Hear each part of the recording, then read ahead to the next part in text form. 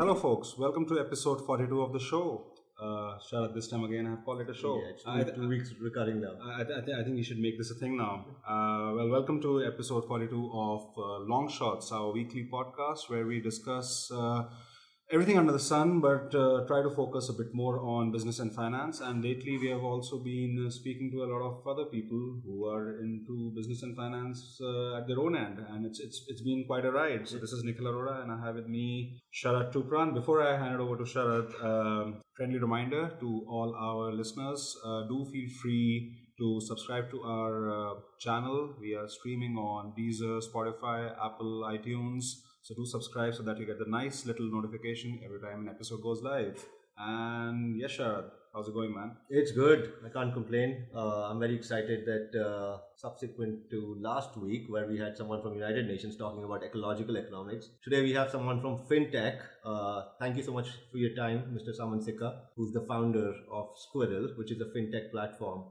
And thanks for your time and welcome to Transfin. Thanks for having me. I'm really excited. Good. And we'd like to begin a little bit with what Squirrel does. But before that, I see on your LinkedIn profile, like you've got experience on the asset management side. I see Axis Bank and Goldman Sachs Asset Management. And I see some kind of intuitive transition from that angle to fintech space. So let's start by beginning about your background and journey. So I've been in financial services for about 2 decades, predominantly with asset management companies. And I've worked with true-blooded global firms like AIG, Templeton, Goldman. Yeah. And then I've also had the pleasure of working with Indian large brands like Axis. And I know that fintech and startup are the buzzwords today. But when I look back at my career, not by design, but I think it happened like that. Yeah. Most of my stints were part of a startup, but a brick and mortar startup and not what you would today call as a startup, which is tech infused. Yeah. So I was part of founding teams at most of my stints. And therefore, what I've really learned about myself is that I loved building businesses from scratch, building teams and scaling them. What really happened is at my last stint at Axis, I got exposed to the world of tech, and it kind of took me by surprise at the potential of what could happen at the intersection of financial services and technology. Okay. And I personally feel that fintech is a wrong word to describe it. Probably a right way to describe it is tech in fin. Okay. So at the large end, what all of us are trying to do is to transform financial services and solve for the biggest challenges that financial services as an industry, as an ecosystem has had. And if I look at that challenge, if I had to pinpoint one challenge from an India perspective, Yeah. I think the biggest challenge that financial services has had is access. Okay. We're a country of 1.3 billion people, and I think we've not had a good model to take these brilliant services and products that we have to the constituents of our country. So access has been the biggest problem. Mm-hmm. It has not been democratized. Yeah. Right? If you look at the way the ecosystem has flourished, they have basically gone after the low-hanging fruit. Some simpler way to describe this is that I divide the world into two halves: stay rich and get rich. Yeah. So if you look at who's got access to these products and services, it is the stay rich population of the country which has got access to these products and services. Now, if you go back and try and find out, we're a smart bunch of people. Why is it that we've not been able to solve for this problem? I think the largest problem or the reason for this to happen in this fashion is the physicality of doing business. Okay. Now, imagine that you're a branch, you're a bank, you're a branch. You're trying to provide basic products and services, banking services and products to the people. How would you really think traditionally? You would think, okay, I feel this is a locality. Does it have enough number of people who have large amounts of money which they can place as deposits in my branch? Because I will have to own or rather rent a prime piece of real estate in that locality on the ground floor, easily accessible to open a branch. Yes. Then I will staff it with people. Sure. And then I want people to come and place their trust and money with me so that this branch becomes profitable. Yeah. So what has that led to is that the target audience has been very clearly defined with people who can place these deposits or who can buy ticket sizes or something that justifies that investment of what I call ROTI, Yeah. acronym for return on time invested and money invested. Okay. To say if I'm a bank, I'll open a branch, I'll put 10 people, I'll put all these services. I need to have an X number of deposits so that I can earn so much money, so that I can justify the salaries and the charges for running this operation. Sure. Which has meant that a certain strata of the society has been completely ignored. That kind of skews access. Absolutely. And you think that technology can play a role in making sure that that can get democratized? Absolutely. I think the biggest thing that technology does, while it is described by different people, the techies, in a very different manner, but the way I look at technology is that it democratizes access. Mm-hmm. Today, you can run a product or a service sitting at one location, and given the fact that internet and what we call JAM, Jandan accounts, Aadhaar, mobile, penetration, you can really go to a target customer and offer him a product and service, cutting down that entire, metric of, targeting a certain strata, ticket size, so on and so forth. Yeah. So to that extent, whether a guy puts 100 rupees or 1 crore, actually the heavy lifting is being done by the customer himself by entering those extra zeros. Right. The platforms are democratizing it by saying, you know what, we don't necessarily care Sure. what is your ticket size as long as the use case is solved for. Yeah. But I mean, that's a very, I guess that's probably the philosophical backbone of your professional trajectory as well, right? In terms of moving away from, I would say,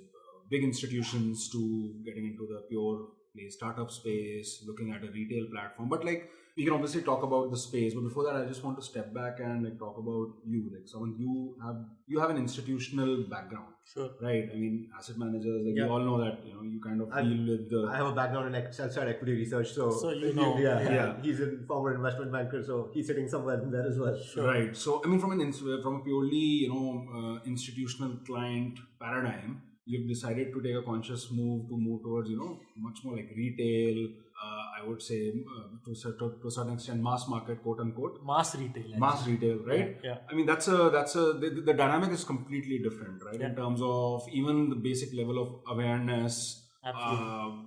of understanding the interface of these products. What kind of, was it this kind of a philosophical question which made you think that, okay, there's a big access problem, let me do something in that? Or was it like a more, I would say, because that is a philosophical and I would say partly a emotional driver to go towards a business. Sure. Or was it more on the other end that you saw that, okay, there's a big viable market opportunity that needs to be tapped out, and my personal skills, because in the beginning, I guess Squirrel is all, kind of is driven by the founding team, right? Right. And I guess everything kind of picks up later. So what kind of made you take this step? So I think going back to that time where I got exposed to the world of technology and the potential that it brings with it, and the fact that this challenge existed, clearly one was driven and motivated by the opportunity to create a large value. And what you call as a large institution today, they all have humble beginnings. Everybody has started small, right? And I think that the world order is also going to change. I think there is a large challenge. Having worked in these large institutions, respectfully, I think they have their own challenges. And the fact that structure itself, a corporate structure itself, is today becoming redundant, if I may use that word, because the structure does not lead to innovation. It is not leading to higher productivity. So it is, and lot of corporate leaders are actually aware about it. So the order is changing. There is an opportunity to create large value. And of course, for a country like ours, there is a huge underserviced, underpenetrated market that you can really build, if I may say so, an institution of future Sure. around. Right. So I think that is what the whole vision is. Which is probably more decentralized. Which is probably more platform oriented. thinking, right? Right. To say that, and that I think the platform thinking is also a great new evolution that one should be aware of. And one of the core drivers of platform thinking is also open architecture. I think in the past, if you look at it, is the institutional thinking has been to say, I would be the manufacturer, I will own everything. And if you just try and change that perspective.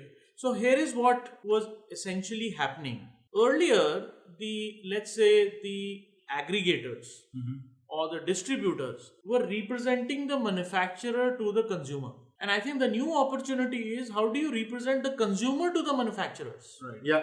That's a very interesting way of putting it. Right? So I think the true paradigm shift is that when you're a platform, you don't care about the product manufacturer per se. What you're trying to do is you're trying to think consumer in and representing the consumer to say, all right, this is a consumer that I have. This is his problem statement.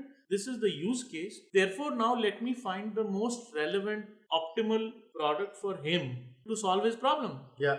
And unfortunately, when you become the manufacturer, you get tied down to a certain use case, to a product, right? To a design. Yeah.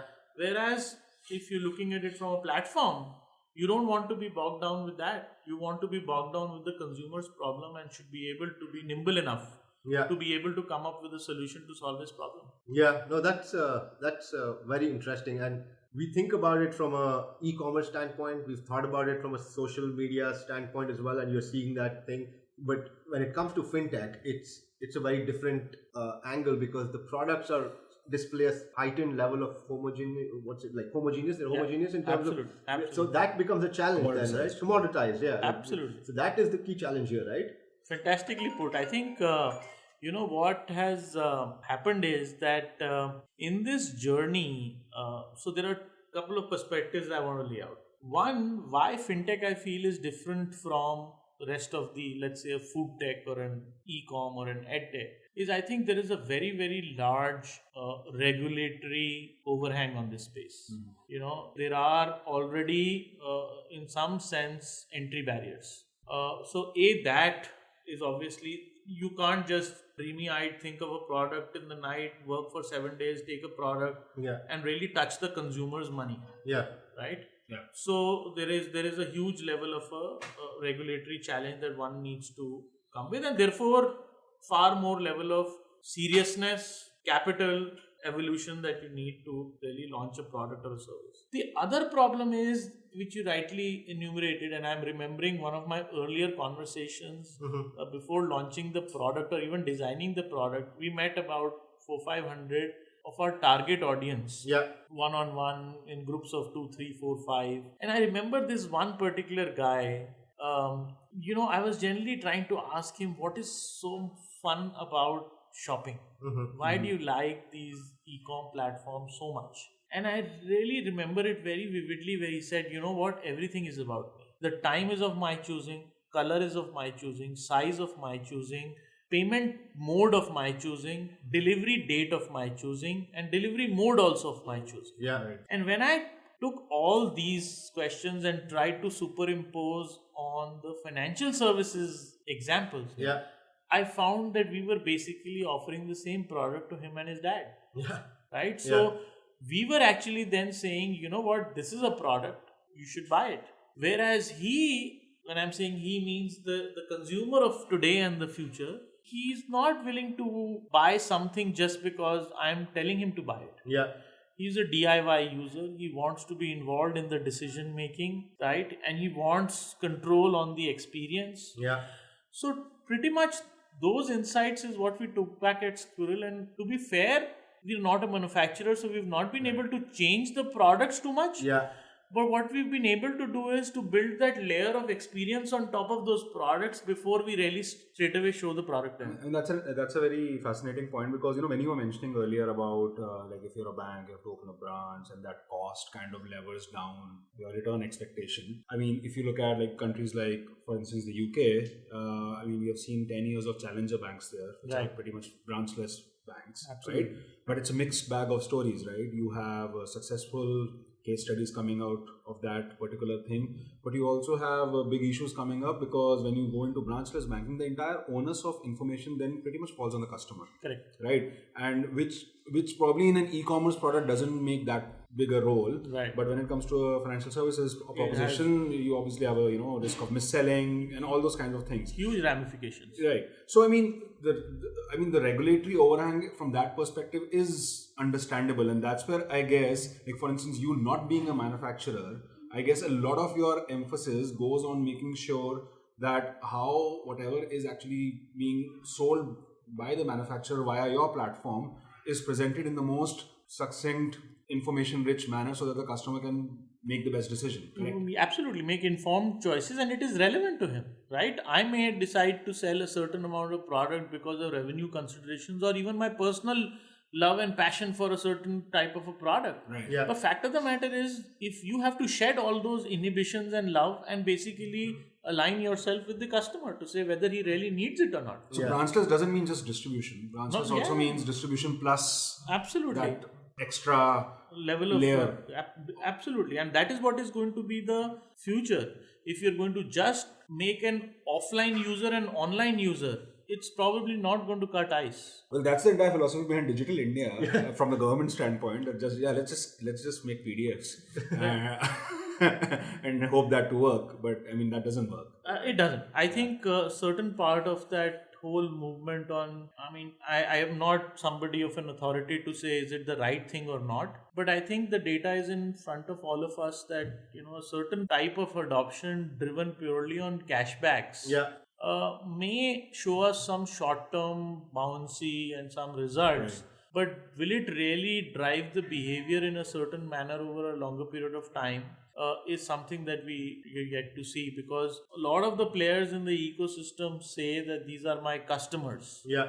Right? But I believe a lot of them are actually customers for everybody, and they are driven more by a certain incentive rather than any loyalty to the platform or to the use case, or is it actually leading to any habit formation? Yeah. So I think those are the challenges that we as an economy have. And I just want to just quickly add, because I think this example and this discussion, whenever we have a fintech in India, we very quickly navigate to the UK, the US. Sure. I think one very big fundamental difference or a challenge that we have in our country is about financial literacy. Yeah. And I think that a lot of these markets, literacy levels, basic literacy levels itself are way higher. Sure. Yeah. And then at least people have been using banks for a long period of time. Yeah. Right? So don't forget that before the present dispensation, the government came in the last, the first mandate that they got, one of the schemes that they ran was a Jan Dhan bank account opening scheme. So it took a prime minister of a country after 67 years of independence to launch a scheme to open bank accounts for all the constituents in our country. Yeah. So imagine that we had a large part of our customer base, so to say, who didn't have access to a basic banking product. I can tell you stories which will shock everybody, but fact is that those facilities were not available. So I think we have our own challenges with literacy and how we solve them, and the scale that we have. Yeah. Sometimes maybe some of these incentives and push may work to kind of take the level. There's data on this point, right? I think there was a S&P Global Financial Literacy Survey, right, which kind of asks, I think, 4 questions: compounding, and looking at inflation versus interest rate. There are, I think, 4 fundamental financial literacy questions, and apparently, I think India within BRICS was the last. 25% was the average literacy. So I mean that level of, and I mean it's not just we all probably are aware of that within our own personal scenarios, right? I mean, if you mostly the retirement planning in our country starts when people hit 60, which is probably there is no concept of retirement planning. If you ask our parents and you ask them what are their top goals in life was that I should be able to give good education to my kids, I should get them married. After that, if I have any money, I want to own one house in my lifetime. Now, by the time they complete all these 3 goals, retirement is a leftover, right? Most of India, the government guys, people who work for the government service employees, they thankfully have had provident fund, gratuity, Some sort of protection. So some sort of forced savings, which is locked up, which is not accessible to them, which is actually helping them. Yeah. And not to mention the fact that last 2 decades, India has really prospered. I think people have made a lot of money in their vocations, whether it is government servants, you look at their dearness allowance and so on and so forth. I think everybody has become economically more prosperous. Yeah. So there is that little bit of nest, if I may say so, that has got created. Whether this will happen for all of us in the next 20, 30 years, I for one have a serious doubt.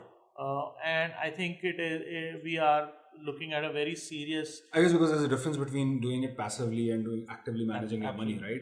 I mean, like healthcare is something which is going to be a big burden in the future, right? So that itself, when it comes to hitting a particular age of maturation, becomes a big factor. But coming back to like Squirrel, like I'm not going to describe it the way you guys describe it. Sure. I'm going to describe it the way Business Standard in its article described it. Oh, okay. Right. So you tell me whatever is your view on that. They call Squirrel a DIY investment app, helping young Indians from urban and semi-urban areas save by the concept of micro saving. Absolutely. So that's one way to say it. Yeah. If you ask me why do we exist, I think we exist to make the young Indians' relationship with money better. Sure. I think that's the way I like to describe it, because today the world is about social media and relationships and connections. So I just feel that if you ask a youngster today, how is your relationship with your parents, with your girlfriend, with your friends, he has a way to describe it. If you ask him, what is your relationship with money? Now, unfortunately, that relationship is strained for most of them. More the merrier. Right? For most of them, they find it really hard, cumbersome. Yeah. The fact that the ecosystem talks jargon does not help. They talk a different language altogether, They don't understand. And the one is that they don't understand. Two, that they have no need to understand. They basically want to know what you are saying. How is it going to help my life? Yeah. How is it going to help me lead a better life or to be better? Yeah. Right? Is it helping me go for my next vacation? Is it helping me go for that backpacking trip? Yeah. Or buy that new... It's a more experience-oriented generation. Right. So, so to that extent, there is a critical need to change the conversation, change the language, simplify it. Yeah. I come from that ecosystem. All three of us come from that ecosystem. I must tell you, if you analyze it from a distance, and I've also had to, really cut myself away to understand and come to say this. I think we take pride in making things more conscious. So I have gone on sales calls with like private bankers who would go and meet a customer and they will talk about, oh, this Brexit is happening and this is going to happen. And therefore, so what I'm realizing is that they are trying to drive a knowledge arbitrage wedge between themselves and the consumers. Okay. And the consumer after a little time says, you know what, he seems to know more than I know. So whatever he's saying must be right. Let's just go with it. Yeah. And this, by the way, I'm talking about the stay-rich population who's literate and so-called makes enough money. And this is about investing their disposable income. Younger consumer has a very low attention span. Yeah. I don't know if you saw that Time magazine report which says the attention span of a millennial today is less than a goldfish. Okay. Right? Goldfish is at 8 seconds. 8 seconds, yeah, that I remember. Right? So the fact is that you've got those 7 seconds to make a dent in his mind. And therefore it needs to be reimagined. So we are trying to say, can I make that relationship better? But there are two things here, right? Like one is that, do you think, like obviously young Indians or millennials core to your proposition. Sure. Do you think that their overall financial behavior is different from the generations before, or do you think it's more a question of packaging a product, that for them the messaging needs to be different, told in a different way? And I'll just add one more thing, because there are challenges when you're selling something intangible and something where the returns will be realized after a period of time. That those two elements of time and intangible, they complicate things as well, right? It's sort of what Nikhil is alluding to. No, So perfect. like I think your questions are bang on. So 3 points here. And I think it is not either or, it is a bit of all three. Yeah. Right? So first of all, their use cases are very different. They want to travel. Yeah. Right? When I talked about our parents and the generation before, they wanted to buy a house and settle down. Yeah. Now, settling down is not something that comes naturally to these guys, right? So they want to travel. If they are in Kanpur, they want to go in Delhi, work in Delhi. If they're in Delhi, they want to go and work in Bombay. If they're in Bombay, they want to go and work in Bangalore. Next, they want to go and work in Singapore. They want to go and work in Hong Kong. They want to go to London. So it's a race. It's a different species who's not satisfied easily. Yeah. They want more, right? Point one. Point two, I think they get a lot of backlash from all of us. Oh, you guys are short-sighted, you don't think enough. I think they're extremely smart. I think they're extremely smart race. They have a very good handle on what they want. When we were growing up, we didn't have all these choices. Yeah. They have a bunch of choices. They don't have to solve for the basic, Maslow's need hierarchy. The bottom, they don't have to solve for the bottom one. They're already a little above that, and therefore they are trying to aspire for the next, if I may say, I think that's a parallel in Right. US as well, right? You had the Correct. baby boomers, and Yeah, then you correct. had, the fundamental starting point was different. So first and foremostly, their use cases are very different, right? They don't want to save for buying a house. They want to save for travel. Yeah. You'll be surprised on our platform. Vacation is the number one goal that people save for. Oh, really? So it is coming very clearly. To the other point that you made, therefore, the corollary is that you need to reimagine the products also, right? Let me give you another example. On the asset management side, and we had to work with a couple of asset managers on this, the minimum ticket sizes in some of these products was 1,000 rupees, 5,000 rupees, right? And we've now worked with a couple of them to drop it to 1 rupee. Oh, really? To say that, look, some things don't change. We have a historical benchmark to go by. When shampoos came to India, it was an alien product category. The FMCG industry has tried to sell a bottle for 30, 40 bucks, whatever it was. And the consumer said, I'm using a soap bar. Why the hell should I invest, which is coming for 3, 4, 5 bucks, whatever? I don't want to buy a bottle for 50 bucks or 30 bucks. So they came up with that 1 rupee sachet, which is basically an adoption. Saying, you know what? This is 1 rupee, far lower than your soap bar. Try it.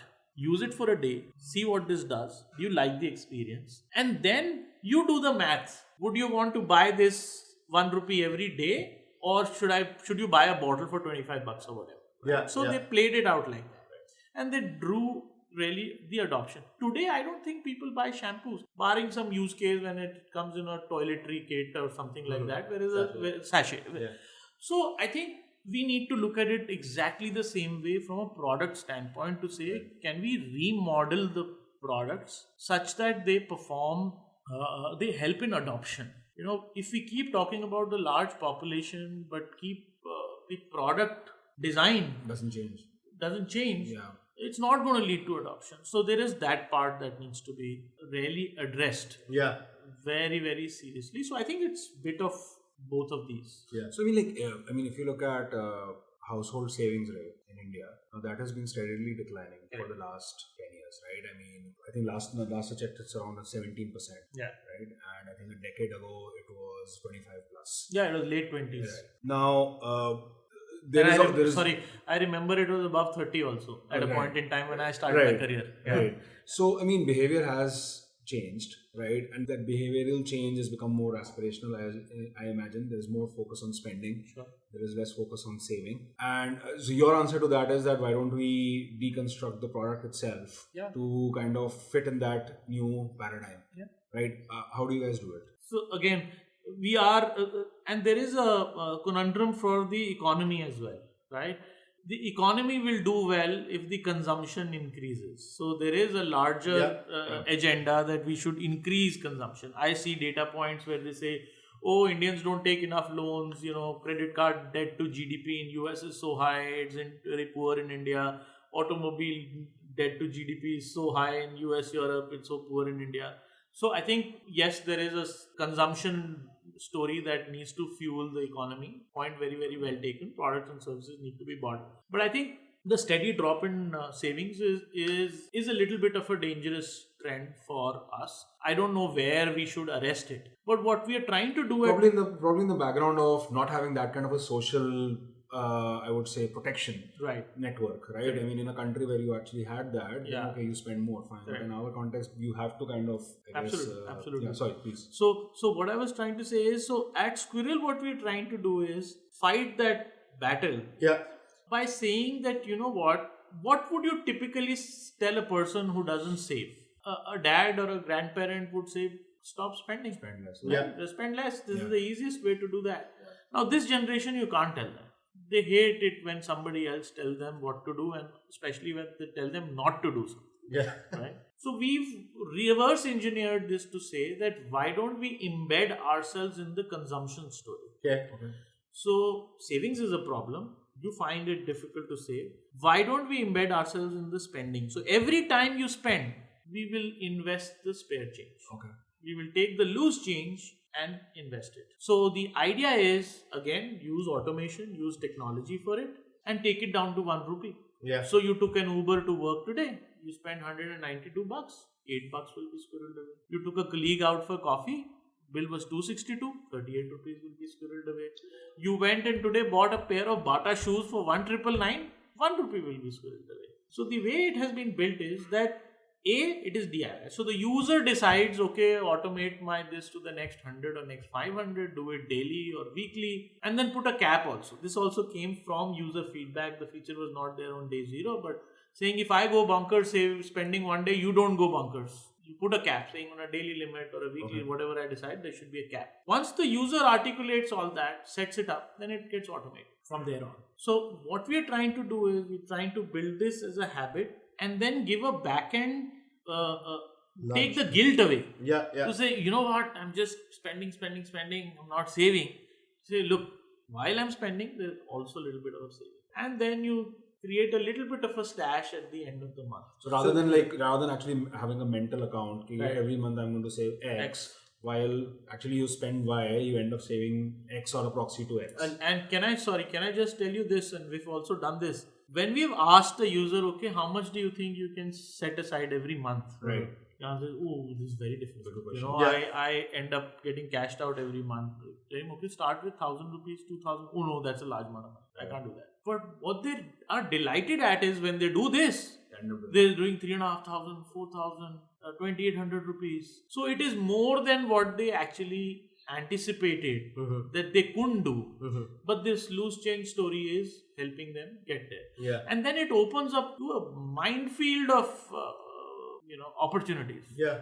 Right. And- So there are guys who are now saying, and the product roadmap is we're saying, okay, you have a debt problem. Can I help you repay your debt by doing this? Yeah. You're saying, oh, I can't repay my debt this month. I'm saying, okay, your loose change, we will put it every day or a weekly basis. We'll send it to your credit card account Yeah. or to your housing loan account, Yeah, home yeah. loan account, whatever it is. Yeah. So we will help you repay that. So I think the intent is there. And please understand, product is not the hero here. The use cases. Sure. Yeah. Now the discussion about whether I'm using a particular mutual fund product or a deposit product or A scheme or B scheme, that conversation becomes lame, Sure. Yeah. right? And you're really trying to make an impact in the life of a On the user. behavioral front, yes. And what I like is from a strictly like financial angle to put it in this way is like you've taken essentially a long position on spending. The more they're spending, Yeah. you've essentially changed the narrative, right? You're long spending now. So the Spoken more- like a 2 equity trader. Yeah. So that's pretty interesting. And like this is just when I was in Canada, like this gentleman once told me, and I mean I don't know how many people follow it, but in Canada a lot of banks or a lot of employers pay 2 salaries a month. Yeah, every they have a fortnight. 15-day cycle. 15-day cycle, right? And what a lot of these people had passed on rule of thumb from their forefathers or whatever was that you should use one of them should just go straight to the bank and you should be running the month with the other half. So there was intuitively being built of a 50% saving rate was habit. trying to be built in with that rule of thumb. So I guess you know what, Nikhil, well, I found it very interesting when you said like it's a packaging thing, right? And I think you were sort of on the same page on that front. So it's things like that, and in the Indian context, like especially when we're seeing a consumer uptake, spending uptake. So I guess you're in the right spot, like in terms of just trying to play around with the packaging side, right? So I think we found a niche Yeah, and we're trying to grow that niche. yeah, And like I said, we are extremely bullish about the opportunity that we have in hand. yeah, But like any other business, I think this will take a good 5, 7, 10 years Sure. to really go to a scale that we aspire to be. Yeah. And I think to win any war, and this is what I've learned from the investing world. Everybody says you make money in the long run, right? What I've learned through my career is that actually any long term is made up of many short terms. Sure. Yeah. So most people start with the right intention of going long, but they lose one of those battles of short term. Yeah. So any long term is equal to one short term plus another, plus another, plus another, plus another, and you need to make sure that you win the short term battles as well. Yeah. So I think we have to ensure that we sustain ourselves, we build an optimum product, optimum team, make sure that in the early years we are frugal enough to be able to see the benefits of that long term. Right. No, I mean, this is... Nikhil and I also talk a lot about financial literacy, and the reason I sort of, there is some overlap in the kind of problems. We've actually gone and sort of given talks at some Delhi high schools and universities and engineering kids, all the way up to engineering kids to some of them in their high school, and it is a problem.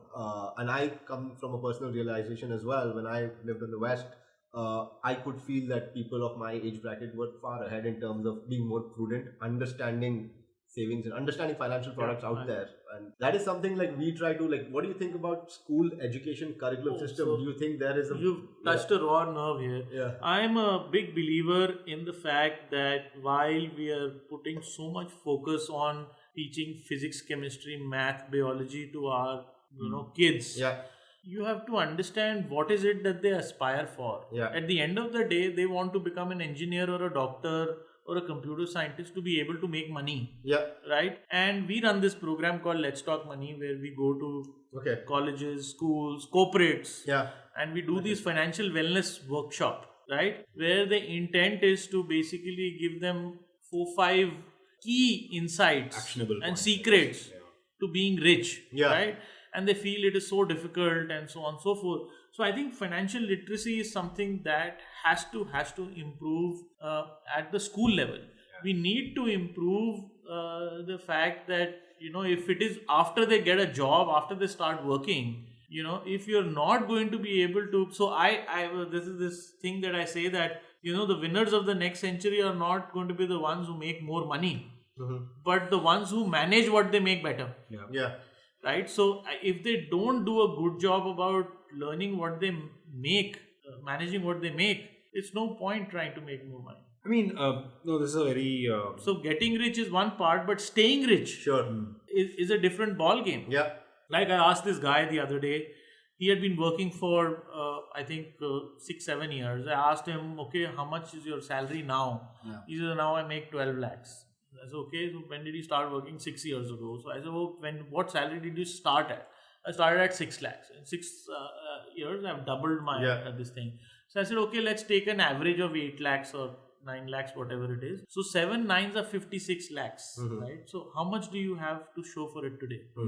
And the answer is, no, I don't have any savings. I have 1 lakh of rupees. But I've traveled around the world, he'd say. No, I'm just kidding. So, I mean, no, I know what you're saying. So I think that realization, if it The is... thing is that this is incremental, right? I mean, it's incremental, and I think that's what, from a pure behavioral economic standpoint as well. Like, I mean, that's why things like mental accounting play such a major role, and sunk cost play such a major role, right? That it's I think basic human psyche is not in sync with how those small steps over a long trajectory is going to make a tangible difference. I think the big things that you talked about, compounding, like I also asked these guys, okay, you know what? If you bought something at 10 rupees and the market crashes by 50%, what will happen? So they say it will become 5. I said, okay, now how much return do you need to make this 5 go back to 10? It's not double, it's more than that. Right? So, fact of the matter is, it's more than 100%. So, when you lost 50%, but now you need to make more than 100%. Magical base effect. Right? So, those simple things, people are not able to, we're not equipping our kind of kids to be able to do that simple math. The whole compound interest magic, the phenomena of inflation, right? So it It is crazy. You know what is the most? Where have we? What is our top line inflation number? Somebody will say, "Oh, we are at 5.38 or whatever that number is," right? But you look at real life inflation over the last 2 decades. The most expensive education. Yeah. I pulled out the data of just to kind of categorize it. I am Ahmedabad, right? It used to be 2.5 or 3 lakhs 15, 20 years ago. Now it is 20 lakhs. That is a CAGR of more than 20%. Yeah. So healthcare you talked about. I mean, it is crazy. I don't know how we are going to be able to, we manage our healthcare costs given the fact that the vectors are going multiplying. Now you have a dengue, chikungunya, X and Y. Every 4 years we have 3 more of these coming up. Yeah. So I think the importance of risk.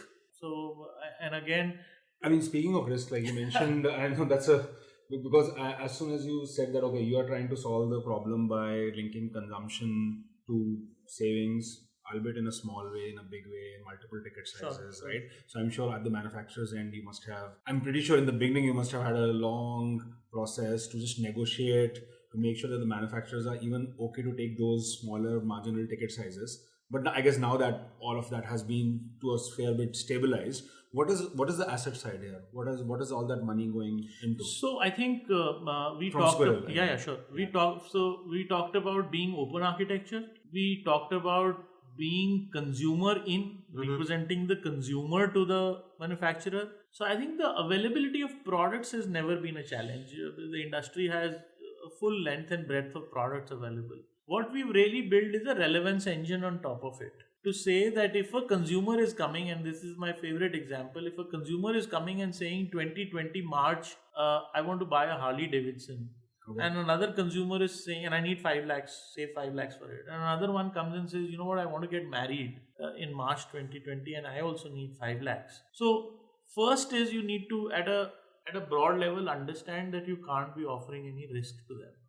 Right? They both want to achieve you're in the business of getting them to their goals. Sure. You're not in the business of selling them products. Right? So that whole model engine has been built in a manner that we allocate only optimal risk. So I will not offer an equity product to a guy who's building. But like at a product level, how do you? I mean, I'm assuming that there must be a fair bit of automation built in, right? So there's a modeling built in, all algorithms built in, and we've also tried to build in a little bit of NLP to understand should the advice to the guy who wants to. It cannot be just math. To say both of them need 5 lakhs, therefore give him the same solution. Right? A bike can still hover around 2-3 months here and there. Marriage cannot. Sure. So you need to build a little more predictability in the model that you're recommending. But you're also taking some inputs, right, from the customer. All this is you have like in the sense that you need to first assess what is the risk appetite. You need to assess what is the savings goal. Correct. Right, and you must have automated that process through your app, and then through those inputs you come back with whatever is the mix. Right. Yeah. But can you like just walk us through that journey in the sense that when like do the like for instance if I am buying coffee for 260 and I top it up by 40, right, to put my money into, do I know what funds I'm putting my money in? Yeah, absolutely. So look, there are regulatory guidelines around it. So you cannot get a guy to buy, let's say, a fund without showing him the product. Sure. And for the nuanced customer who wants to know, the entire portfolio of the fund should also be available. So the app interface has been built in a manner that any which way we need to take a sign off from the consumer on the product eventually that he is putting his money into. And when we talked about that spare change investment product today, that use case we put it into a liquid fund today. Okay, and then So the reason we do that is because we want to build trust with our consumer. So we want to, if these are guy who's coming in in the savings pool for the first time, we want him to build trust with Squirrel. We want him to build trust with the process. We want him to build trust with the underlying use case also. So the reason we put it in liquid fund is that the returns there are not as volatile as the equity markets. They typically end up getting a positive arbitrage on a daily basis. And two, the other proposition that we've offered is that money is available 24/7, 365 days within 2 minutes, up to 50,000 rupees. So it's basically like you're putting it in a place where you get a slightly better return than bank. Absolutely. And it's flexible, and then you switch it into whatever the guy wants, or you draw it out. Yeah. depending So on the whenever he requirement. wants that money back, so that money comes back into his bank account, like I said. And then you obviously have the other features which are about goals, where you come and articulate saying, this is what my goal is. Yeah. So if you come up with a goal and say, you know what, in 10 years, I want to start my own startup and I want to have a seed capital of 25 lakhs. So then the model then basically works back and kind of tells you, okay, for that kind of a goal, you need to save so much every month. And basis the risk appetite, and certain portfolios are actually shared with him, and the consumer then takes a call. And that is where then we do the modeling to say, okay, what asset allocation? If it's a 10-year goal, we want to offer him equity in that. But how do you deal with the paperwork? You know, I mean, I have a funky RM, not very funky RM, but whatever. But I mean, in terms of for every switch, for every SIP redemption, I mean, I end up signing lots of forms. So that is the first thing that we have taken away because of our target audience. We were very clear that we wanted to have a paperless onboarding process and a journey. So we built the entire tech engine. So while it may look simplistic on the front end, we own the entire back-end processing. So we are an open, when we say open architecture, we are registered with all the asset management companies, with all the registrar and transfer agents, through payment gateways to all the banks, because you may have a bank with Citibank and somebody may have it with a rural cooperative bank. So I need to be able to pull the money from both these banks and to be able to take it to the relevant product providers. So it is a little bit of an ops intensive backend and tech intensive backend. So we built all that in-house. We built the transaction processing engine on the backend in-house. The eKYC, the KYC process is also now in-house. We do now video KYC. Okay. Hopefully soon Aadhaar is going to come back into play. But right now we do a video KYC. So all that is bundled in the product. We do bank account verification. So there are a lot of people think online is easier, but actually sometimes it is more onerous also.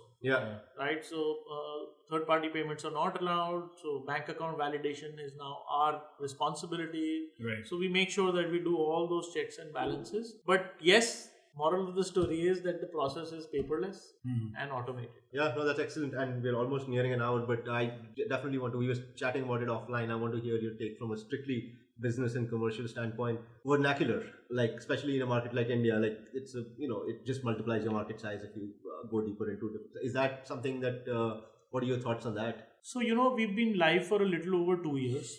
And first year into our operations, we found that this whole premise that we had started with to say that technology is a great democratizer, we could see the early signs of that coming through. We saw almost 54% of our users were beyond the top 15 cities in the country. And obviously, there is a lot of fight on customer acquisition, I would think, in the top 15 cities, the urban cities. We found that the smaller cities is where there is actually a big demand and supply mismatch and a gap. To really build a strong foothold, we took a bold decision. Why I say bold is that it's been more than a year. None of our competitors or peers, some very, very deeply funded with deep pockets, have ventured there. But we took a bold step of going vernacular. So we are now in English plus 8 languages. Okay. And our hypothesis was that, and stepping back, that, you know, when we were studying, we were taught that India is a subcontinent. But actually, over the years, at least I have come to realize, if you really want to understand India, you have to think India is like a continent. And then you compare ourselves with Europe. And you will find that there are a lot of similarities that exist. 200 miles you drive, country changes, language changes, food changes. You superimpose it here, take the car, go any direction from here on national highway. In 200, 300 kilometers, the language will change. The consumer persona will change. So we decided, how do we really, if the objective is financial literacy is poor and we want to simplify it, why don't we try and take it to them in the language of their preference? Right? So that is what we have attempted to do. I think we've just scratched the surface, because now this opens the floodgates from a content perspective. Because now you've heard people say, the big guys say data is the new oil. So I think content is the new story, which is going to really use this. That's good to hear. Right? To lead to the adoption of all this.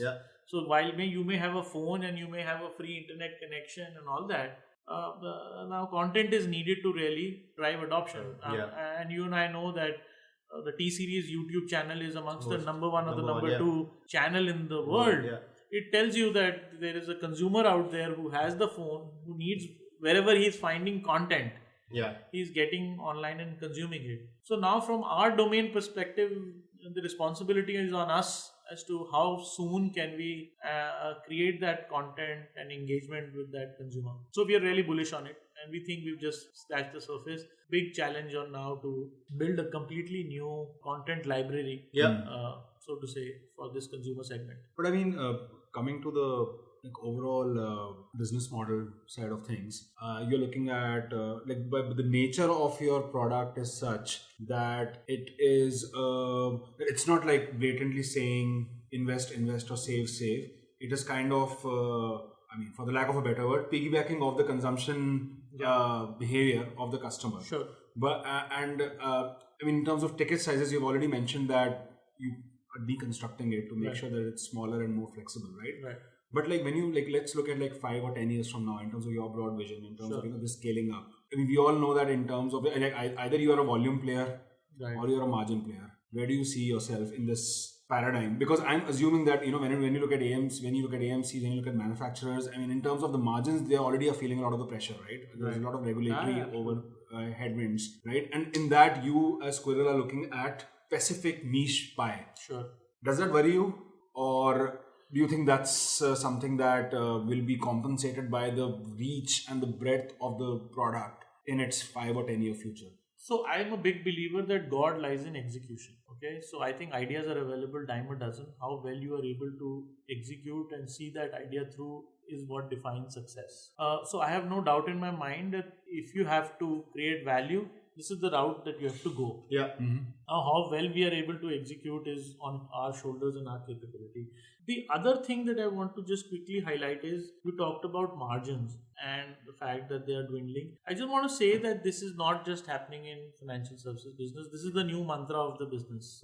So there was a simple equation where you had number of consumers multiplied into the margin was equal to the revenue or the profit that you could make. If this is the equation, one thing is categorically clear that margins are coming down.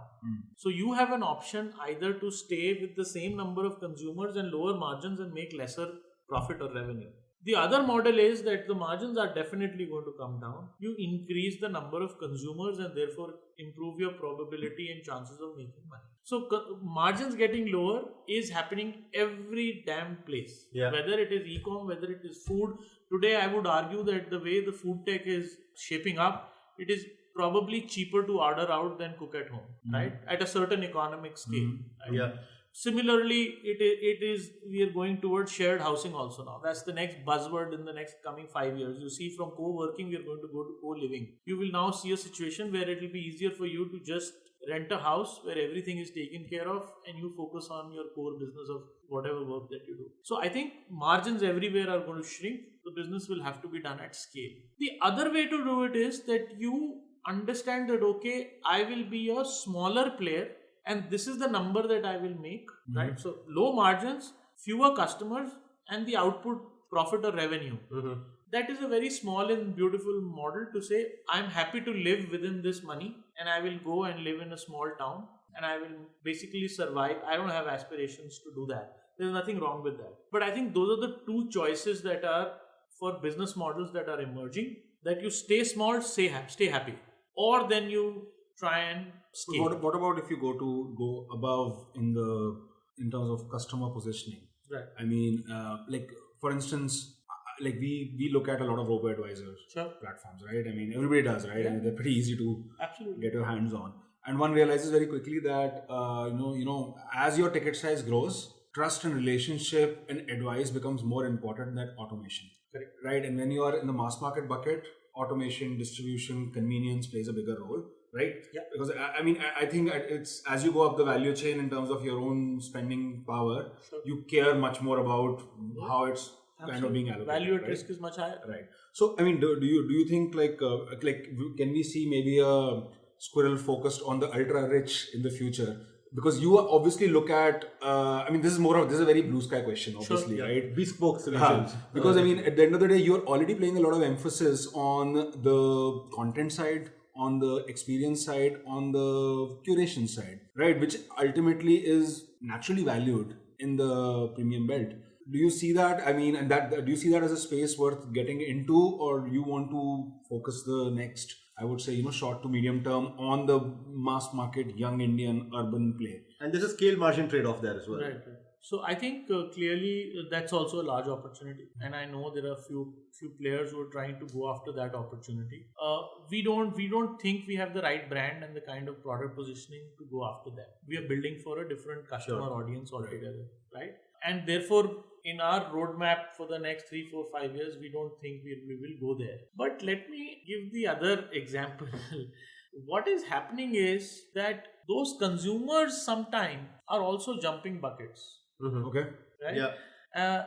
We've never reached out. That is not our TG. But that doesn't stop somebody from coming and using a platform. Yeah. And in the last 1 month, we've had users who have just come, downloaded the app organically, and straight away invested 1.5 crore rupees. And our teams are also kind of shocked, saying, where did this come from? Right? We have average AUM per user of 6,500, which has now been built bit by bit over the last 2.5 years. So we are saying, where did this come from? So you see it as it kind of came naturally as an optimization play for them, it seems? There are those consumers in that category also, who are young, who are smart, who are tech savvy, and probably they're not seeing value in their advisors. And more importantly, they have a very good handle of what they want to do. Yeah. Right? So they didn't come in for the spare change Got it. feature. Got it. They exactly knew what they wanted to buy. Yeah. And the platform is to that extent open architecture. They come and consume the product. Now, I don't think as a brand or our content, we are actually, the guy, I actually reached out to him and spoke to him. Because I wanted to understand What brings you? him here. Right. And he was a very well-heeled guy. He understood what he bought, the risk that he bought. He took a punt. He came around the elections time, so he knew what he was getting into. And I don't think our content would have appealed to him because that is too simple. You got it. Right? Yeah. He's an evolved But user. he liked the interface, he liked the product. Absolutely. He Like the went about it. convenience. And I guess it's also a factor of sometimes we think that rich people don't like discounts, Yeah. or rich people don't like a good bargain, or don't like. It's not the case, right? Everybody likes it at the end of the day. So I think there there is always that part of that user base that may get attached, but not necessarily our design and our focus. On that, I would say surprise inbound transaction that you ended up on. Would like to say congratulations. Thanks a lot for Thank you so much. Thank you for finding the having me. time. And it's been 1 hour 2 minutes, my friend. Yeah. It's So, one of our longer ones, and we've thoroughly enjoyed the chat. Thank you so much. So Thank you for having me. We always appreciate people from different industries. This is tech and finance, as you put. Right. We began with it, so we'll leave it on that note, I guess. Thank you so much for your time again. Absolutely. So yeah, listeners, please feel free to subscribe to our channel, drop in your comments. Do not forget to rate the podcast. When you rate, our tallies go up on iTunes, and let's face it, that's an important thing. It is. So thank you so much. This is Nikhil Arora This is Sharad Tupran signing off.